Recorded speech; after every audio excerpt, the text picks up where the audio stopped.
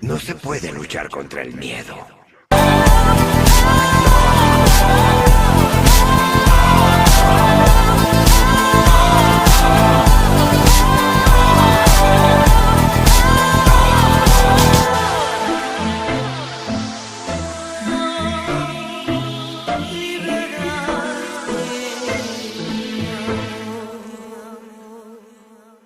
Jonathan Crane, alias Scarecrow o Espantapájaros, es sin duda uno de los mejores villanos de Batman. Sin embargo, en sus adaptaciones no ha tenido la misma justicia que en el material origen. Primero tenemos la adaptación de Christopher Nolan, de Batman Begins, que evidentemente es una versión muy realista con todo su universo realista.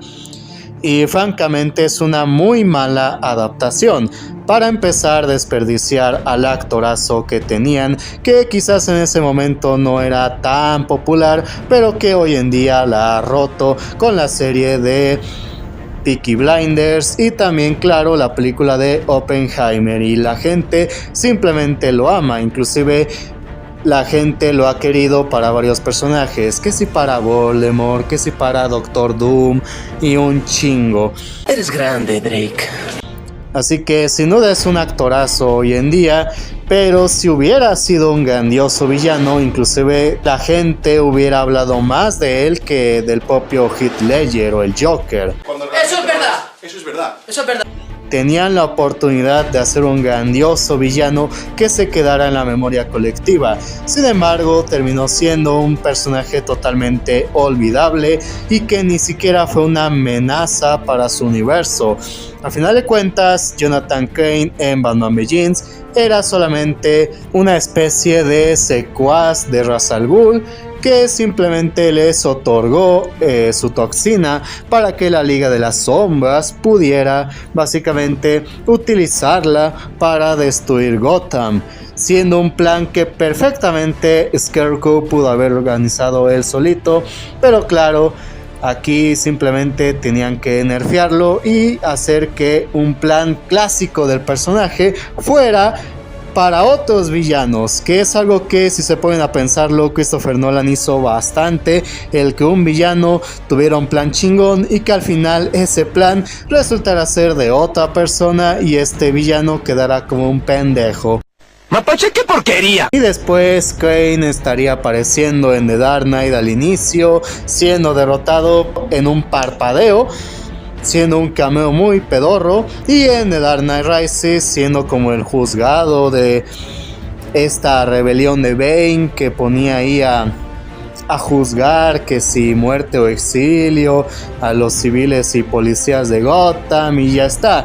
Ni siquiera tuvieron la molestia de ponerle la puta máscara, ahí solamente era Jonathan Crane y ya. ¡Aburrido! Y en cuanto a diseño no estaba tan mal, o sea, obviamente ustedes me han visto con mi máscara, me gusta muchísimo su máscara, su diseño es increíble de la máscara, pero le faltaba un traje, le faltaba explorar más de él, simplemente muy desaprovechado y pasó sin pena ni gloria.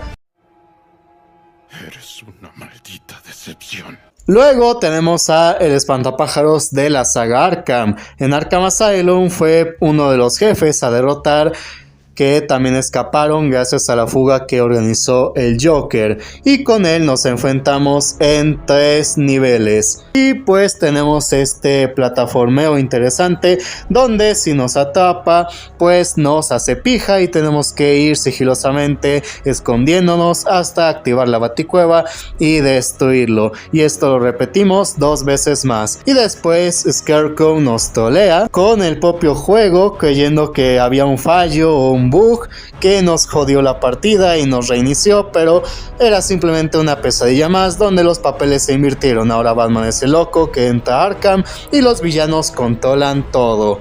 ¿Vieron eso? Eso es ser bárbaro. Aparece Killer Croc y se lo come y hasta nunca. Después en Arkham City daban indicios de que él sería el siguiente villano en el siguiente videojuego de la saga, teniendo easter eggs muy interesantes y hypeantes. Finalmente en Arkham Knight se postulaba como el villano principal y como la peor amenaza, Y de igual manera resultó ser un vendehumo, tenía la oportunidad de ser el villano principal y aunque en teoría lo es y su plan y tal, evidentemente toda la atención va hacia el Caballero de Arkham, que también fue una propia cagada más dentro de ese juego por la trama de Jason Todd, de Red Hood y todo eso, que resultó ser una tremenda mierda. Pero lo peor de todo es que Espantapájaros quedó en muy segundo plano y aunque su plan fue muy bueno, realmente no tuvo una batalla de jefe como tal, tampoco es que estuviera tan presente. Y al final también todo volvió a ser una batalla de Batman contra Joker. Y aunque tuviera conceptos interesantes y un diseño muy chingón, tanto en Asylum como en Night, pues simplemente fue muy desaprovechado y muy desperdiciado.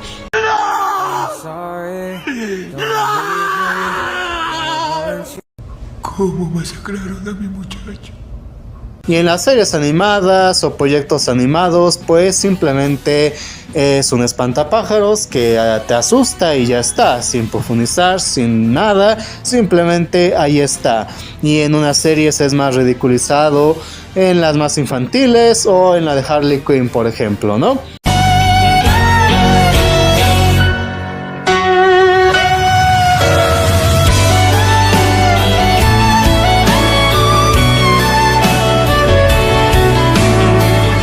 Así que sin duda nunca hemos tenido realmente un Scarecrow que realmente, 1, dé miedo, 2, sea un villano imponente, 3, realmente sea importante, ¿no?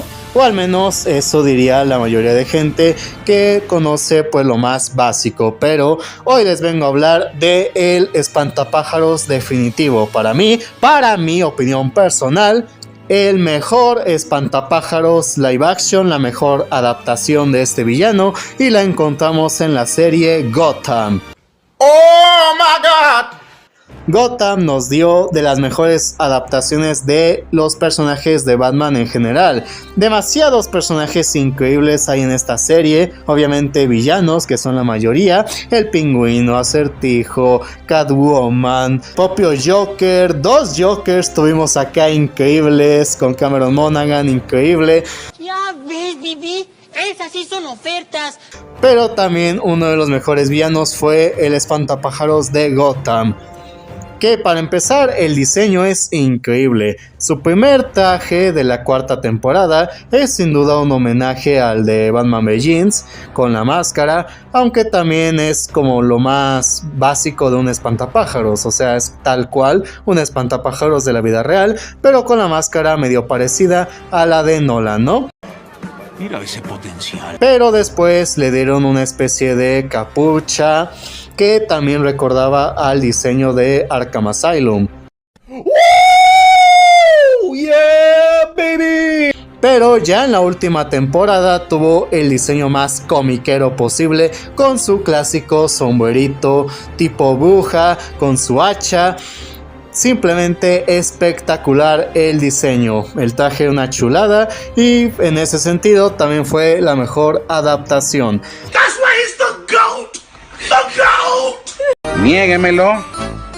En cuanto a la historia fue muy interesante, ya que lo conocimos en la primera temporada, pero no fue él el villano principal. Primero conocimos a su padre. Gerald Crane era el padre de Jonathan Crane. Este perdió a su esposa en un terrible incendio, siendo este su mayor miedo, quedó traumado de por vida. Este simplemente inventó de todo para pues hacer una especie de cura ante el miedo, poder ser inmunes al miedo. Y este también quería proteger a su hijo de los miedos, así que este le inyectó el suero que inventó a Jonathan. Sin embargo, esto hizo todo lo contrario a erradicar un miedo, sino que más bien creó un miedo, haciendo que Jonathan tuviera una fobia letal contra los espantapájaros. En su mente creaba un espantapájaros que literalmente lo volvió loco de miedo. Y el padre fue detenido por Jim Gordon y los demás, pero el daño ya estaba hecho. Ahora Jonathan Crane no paraba de ver a un espantapájaros. Después sería transferido al asilo de Arkham, pero unos criminales lo utilizaban para que este volviera a crear el suero para que pudiera ser una amenaza para Oswald. Pero acá finalmente Jonathan Crane se convertiría en su propio miedo. Este se convertiría en el espantapájaros. Afrontaría su miedo y se convertiría en su propio miedo. Ahora este estaría totalmente loco y él mismo se consideraría el amo del miedo. Ahora utilizaría su toxina para vengarse de todos y fomentar el miedo. Después también sería gran aliado de la pandilla de Jerome, teniendo de las pocas veces que hemos visto una unión de villanos, no solamente de Batman, sino que dentro del propio género de superhéroes, tener este clásico grupito de villanos que se unen para joder al héroe, que es simplemente espectacular. Finalmente tener a un equipo de villanos de Batman como en los cómics, simplemente brutal, recordando a sus mejores historias y alineaciones. Joder, esto sí es simple. Acá es muy interesante verlo trabajar en equipo, que obviamente Jerome lo utiliza y utiliza su propia toxina del miedo para crear su toxina de la risa y poder sembrar el caos en Gotham. Más tarde, Scarecrow formaría su propia pandilla como lo hicieron el resto de villanos, ahora teniendo su propio territorio en la trama de la quinta temporada, donde Gotham se fue a la mierda.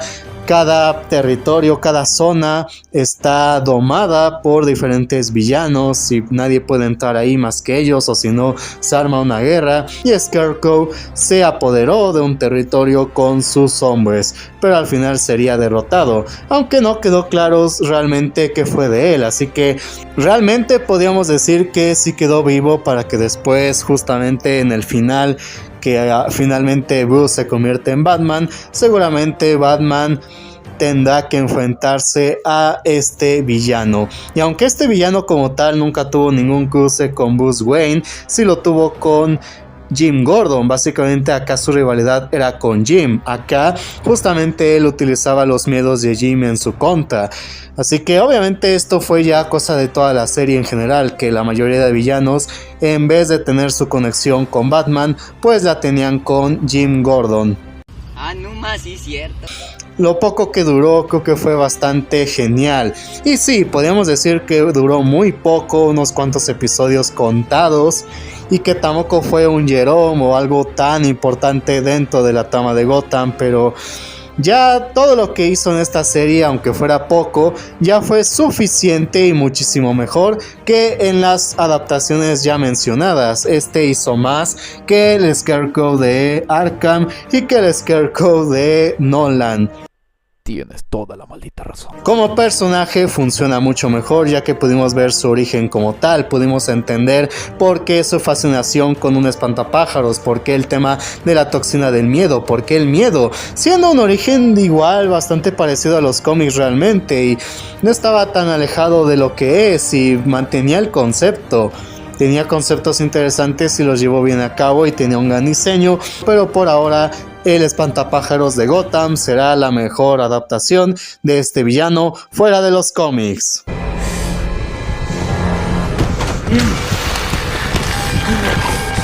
¡No, no, no!